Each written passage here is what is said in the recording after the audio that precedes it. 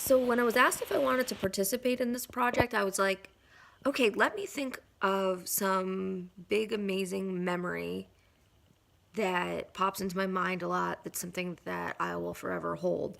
But the first thing that popped into my head at that moment was something very big, but not necessarily positive. The first thing that popped into my head was an event that happened in June of 2016 when I had literally been back from Costa Rica for 2 hours. And I got the tragic news from a bunch of friends via text, phone call, voicemail, kind of all bombarded by this with this information that my ex-boyfriend of over 2 years had been in a motorcycle accident on the 405 coming home from work and had been hit and had died. I had people in my life pass on, and some of them younger from my high school that I knew, but nobody that I was extremely close with. Those people were all of like a grandparent's age or something like that. So although it was extremely sad, and nothing can prepare you for hearing the news that someone so close in age to you and someone that you shared such a close bond and relationship with literally just died. And I remember the feeling of my body just kind of just freezing, and like I couldn't speak. I didn't want to cry. I didn't feel like I wanted to cry. I didn't feel like I wanted to do anything. I felt frozen in time.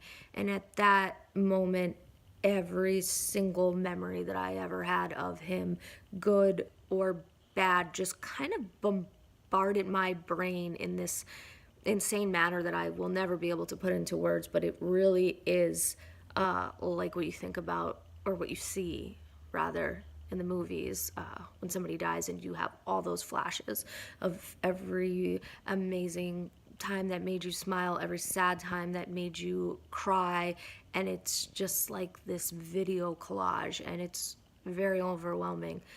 And then I quickly remember, as that came over me, I went into the hunched over position of I can't do anything right now but bawl my eyes out to the point of hyperventilation, and I can't breathe.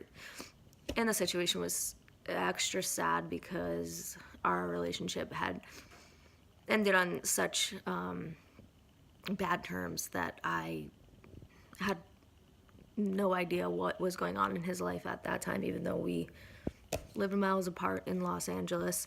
And I had to get the information from friends who were still in touch with him or had seen it on social media.